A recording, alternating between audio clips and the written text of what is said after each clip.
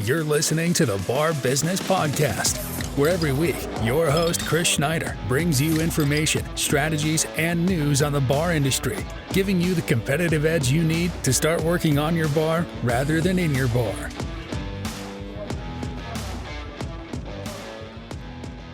Welcome to this week's edition of the Bar Business Podcast. This week we're going to be talking all about draft beer. Draft beer is really one of the keys to most bars' success. Because when you think about draft beer is one of the few things that people have to go out to have. While anyone can open a can of beer or a bottle of beer at their house, you can make almost any cocktail you can get a bar at home if you have the right tools and the right ingredients. Very few people have a kegerator, so draft beer is kind of reserved for people when they go out to drink. That happens to make it quite popular. And because it's popular, draft beer can be a great moneymaker for most bars. While it can be a great moneymaker, there are also ways with draft beer to easily lose money. So anytime we're thinking about draft beer, we have to make sure not only that we're doing it and that we're charging the right amount and that our costing is correct and all those sorts of things we've talked about in prior episodes, but you also have to just make sure that you're doing draft beer right. Because if you do draft beer wrong, what you'll find is that you're not making near as much money as you can. So draft beer is something that absolutely we have to pay attention to, and absolutely we always have to try to do properly. Now, obviously, we should try to do everything properly in our bars, but draft beer has a lot of considerations and a lot of complications that we need to take into account that don't exist for other drinks that you serve in most bars. And the bottom line here is that for your draft program to be successful, not only do you need to be able to consistently serve a high-quality product, you also need to be able to serve that at the correct yield to protect your bottom line. When we think about draft beer, the first thing to consider is why is it so much harder than cans and bottles? And the main reason there is that cans and bottles, you're always going to get 100% perfect yield. Cans and bottles are easy. They cost whatever they cost. You sell them for the markup that you need to get, and you're pretty much done. You don't have much opportunity to waste with cans and bottles, short of dropping one on the ground, spilling it, something like that. When it comes to draft beer, there's a huge opportunity for waste in your service. And the biggest form of waste you're going to face when it comes to draft beer is foam. Foam is the absolute enemy. Now we'll dive into here in a little bit what creates foam, how to combat foam, all that sort of great stuff. But let's first by talking a little bit about what foam can do to you. Because foam is what destroys your draft yield. Anytime you see a bartender pouring foam off a glass down the drain to try to get a full beer, all that foam is beer that cannot be sold. All that foam is beer that's being poured down the drain. Your money is literally being poured down the drain as the owner when you see a bartender pouring foam down a drain. So you want to minimize or completely eliminate any time that can happen. With draft beer yields, a lot of bars are in the 70 to 80% yield range. And in the 70 to 80% yield range, you're leaving approximately 50% of your potential for profit on the table. Where we want to be is more like 95% yield. I would love to say that most bars can get to 100, and we'll talk about at the end. There are some newer products, some different ways that you can pour draft beer that can get you closer to that 100%. But generally speaking, I've always aimed for 95% because I think that's pretty achievable with standard draft faucets and a standard draft beer system. And when we think about this in terms of money, the difference between a 70% yield and a 95% yield, if you sell 10 kegs a week, could be $75,000 a year. And let's break that down real quick because I know that seems like a huge number, but it's a very real number. So if you think about a keg, a standard keg is a half barrel in America. Now there are in Europe and with European beers, you're going to run into liter-sized kegs. And so that's a whole different conversation on yield. Obviously, it's slightly different math. But for the purposes of this conversation, we're going to stick to the standard American barrel system. And a half barrel of beer, which is considered a keg, is 15.5 gallons. So the normal kegs you're used to seeing are 15.5 gallons.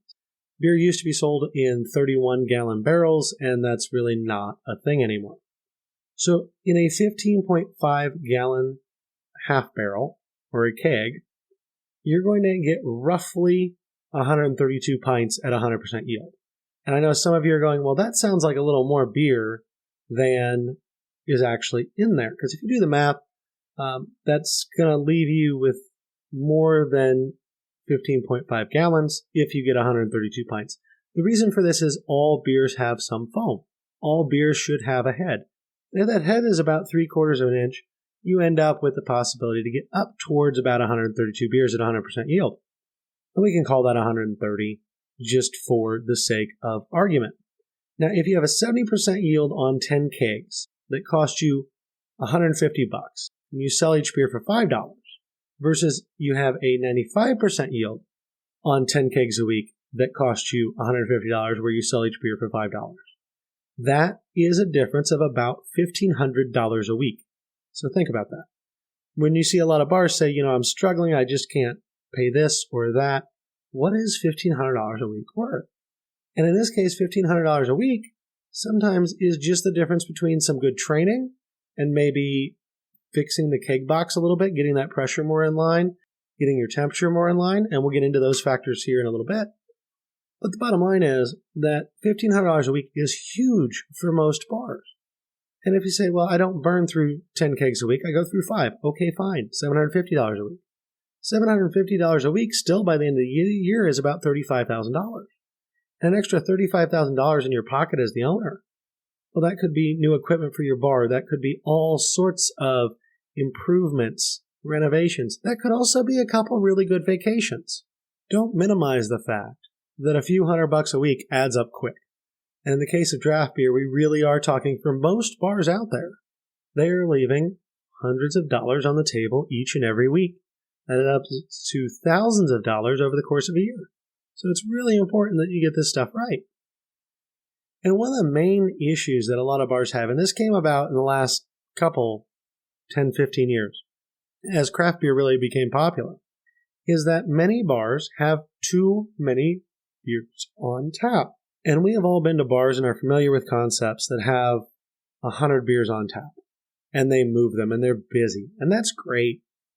But I'm also aware of a lot of neighborhood bars that have 20 beers on tap and they don't sell through those kegs very quickly. And at the end of the day, a keg that sits around forever, a keg that's plugged up to the CO2 forever, a keg where that beer sits in that line and doesn't move forever, does nothing but hurt your yield. And that actually happens from two main causes. First one being that the keg is hooked up to the CO2 for an extended period of time. If that keg is not poured, you can end up with excess CO2 going into the beer, which will just ruin the beer. It's essentially force carbonating the beer above and beyond where the beer should be carbonated. And that's going to cause excess foam, and there's no way you can solve that once that happens. And if you have beer sitting in the line, that beer is going to cause deposits in your line, which form little bumps. They call them beer stones. And as you pour beer over that, that's also going to agitate it, cause excess CO2 to be released, and cause more foam in your beer. So nothing is good about a beer that sits on a line for a long time. And what that means is if you're selling a lot of draft beer, great, you can have 20, 30, 40 lines. But if you're not selling through that many kegs, you don't need that many draft beer lines. So it's always worth considering, do you have too many draft beer lines, and is that causing you to lose money on draft? Now, I know a lot of you hear me say that, and you're thinking, but I need the variety. I need different things all the time on my draft lines. Well, great, rotate them. I can tell you right now, my bar, I had 12 draft lines. I ran half-barrel kegs on some. I ran the little 5-gallon pony kegs on some. And I would aim to rotate all my beers at least once every other week. So if I had a beer, I'd sell through it. I'd put a totally different beer on. That gave my customers variety. That gave them options. That took care of providing a large beer selection, especially when most people are coming in, 2-3 times a week. They have all different beers they can try every time they come in because something's always rotated. And I didn't need more than 12 lines. So consider rotating lines as opposed to having more lines as a way to avoid keeping kegs on lines for too long. Because the other thing too, and I kind of mentioned this with the cleaning the lines, but it's also true that a beer that sits around for too long just goes bad. Let's be honest, beer goes bad over time. So you don't want to serve people a bad product. And to do that, you need to sell through your beer, and either you rotate your beer or you have a volume that allows you to sell through a bunch of draft lines all the time. But personally, I would always err on the side of having fewer lines that you rotate more frequently than having more lines that don't move. Because lines that don't move does not do anything, and rotating beer provides guests variety, interest, excitement. Plus, if you rotate through a bunch of beer on a regular basis, you will get to a point by collecting all the data on your beer, what you're selling, when you're selling, why it's selling, that you'll be able to very easily and quickly understand what your guests like, what they don't like, and better cater the beer that you're putting on your lines to suit your guests. When it comes to draft beer systems, there are essentially two types, and I know if you already have a bar, you're stuck with one or the other, but it's always worth considering what you're using and why. And those two types are either going to be a long draw system, where you have kegs away from the bar, long draft lines that run from a walk-in, whether that's behind the bar directly, or in some cases it can be dozens of yards, meters away from the bar, or a keg box system. And a keg box system is essentially the kegerator, right? The kegs right under the tap, sitting in a refrigerated box. A lot of people like the long draw systems, and from a design aspect, the long draw systems do give you a lot more options, a lot more variety. You can put keg taps anywhere you want on your bar. You don't need a big refrigerator unit behind your bar taking up space. I personally, though, prefer keg boxes. And the reason I prefer keg boxes is that they are easier to maintain, they hold temperature better, there's a shorter line, so there's less opportunity for that line to get dirty, it moves more, you just don't have all the issues that can exist with a long draw system in a keg box system. Now, ideally, if I was going to build a bar today, I would try to have a walk-in directly behind the wall of the back bar so that I had kind of a combination of the two. I have my taps just punching straight through that wall. So I have the line length of a keg box system combined with the benefit of not having that big cooler behind my bar that I would have if I used a keg box, and getting all the benefits of the long draw system. But let's be honest, unless you're building a bar now, if you own a bar or if you buy an existing bar, you're going to have whatever system they have. So you have to learn to adapt. And I've used both. I just really like the shorter lines because I think you have a lot less waste, especially when it comes to cleaning your keg lines. And we'll get into that here in a little bit. But you have to consider what type of system you're going to use if you're going to build a bar. And again, shorter lines is always better, but that space of not having the keg boxes behind the bar, that extra space you get, can be very valuable. Regardless of what kind of system you use, when you're serving draft beer, there are three main enemies of your draft yield. And that's going to be the temperature, pressure, and cleanliness of your draft lines. When it comes to temperature, draft beer is really happy only in a very narrow band. You want your draft beer to be between 34 and 38 degrees. Lower than 34, you can get some ice depending on if it's a low ABV beer. Over 38, you start to get excess foam. Over 40, you have so much excess CO2 being released in the beer as it's being poured that you will never get a good pour.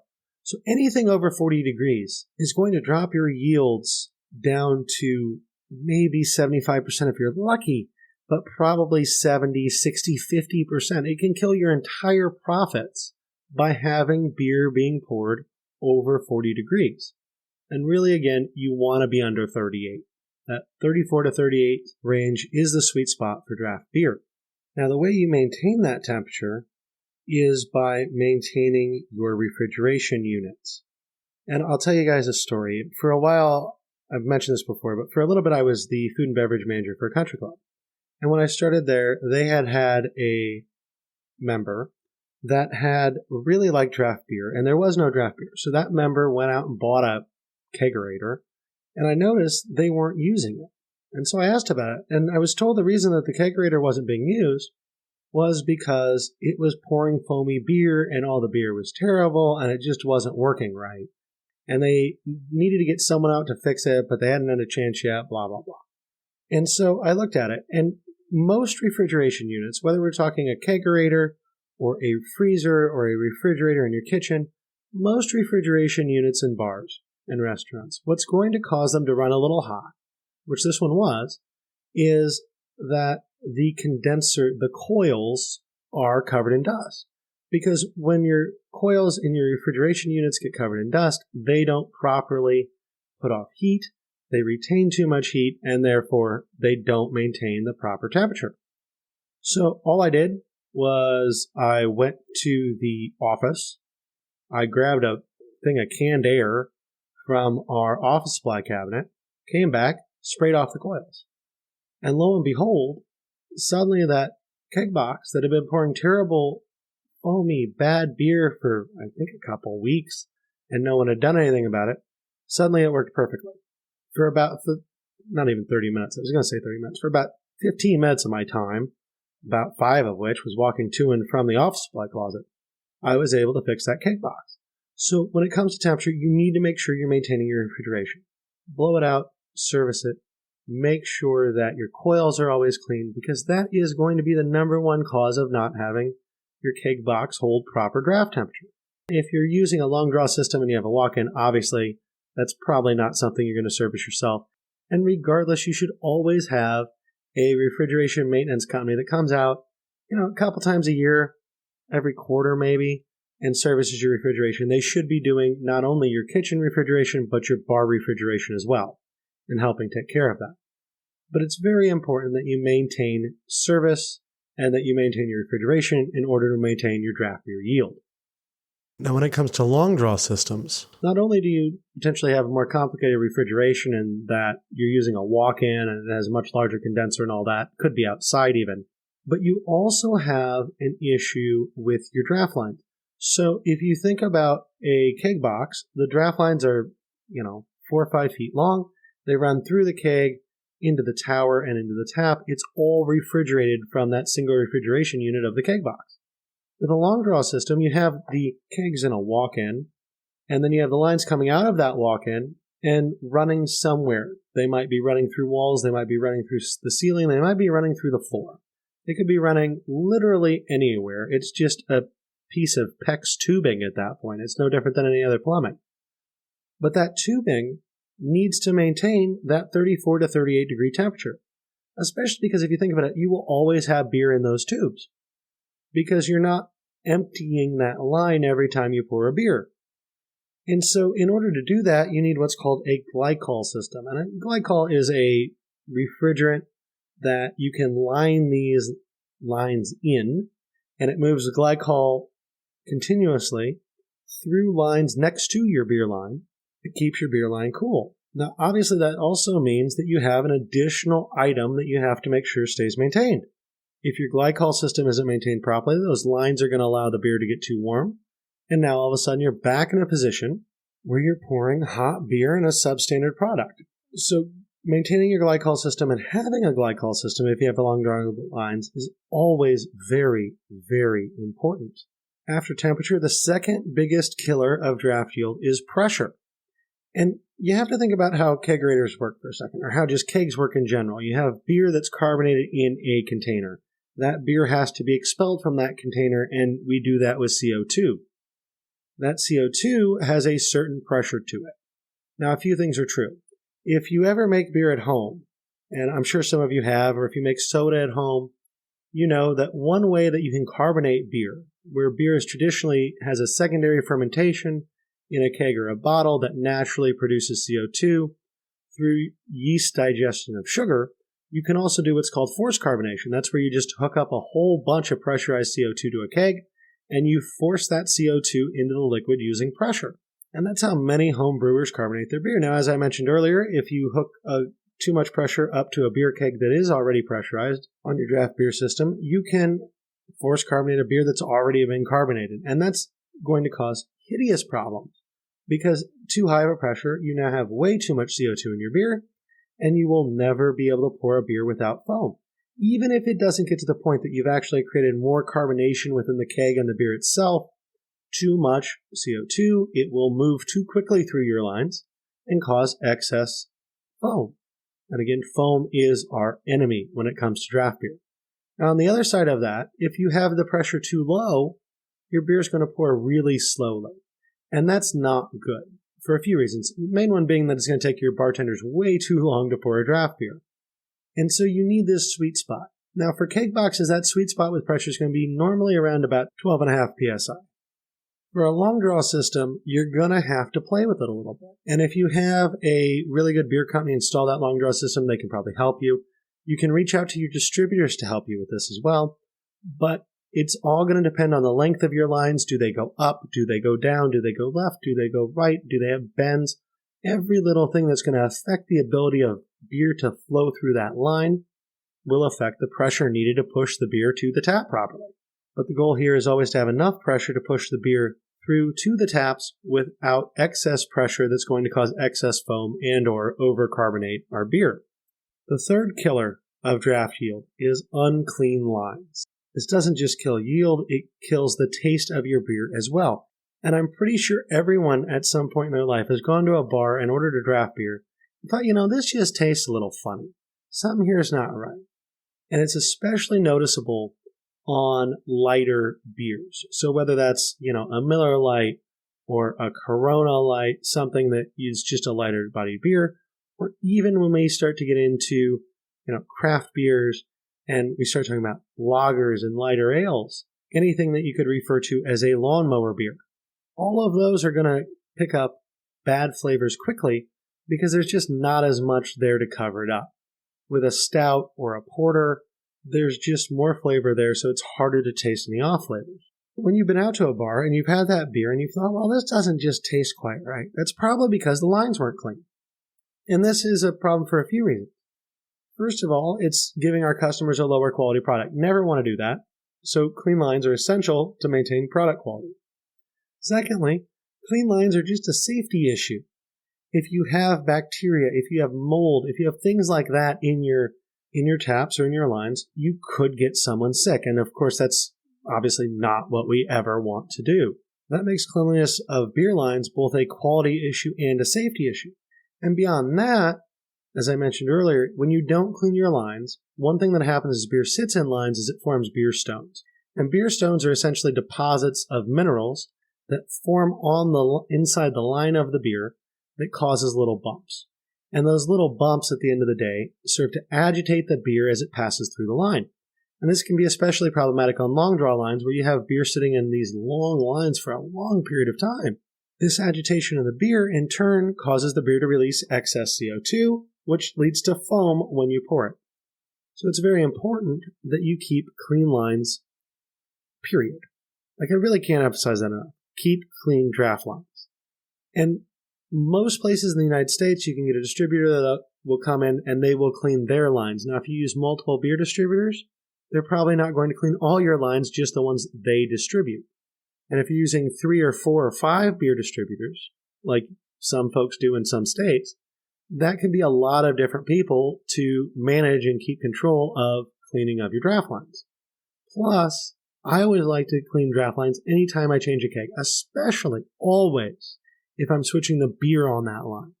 Because the beer on that line, the prior beer, will taint the flavor of the next beer I put on unless that's a clean line that beer is running through.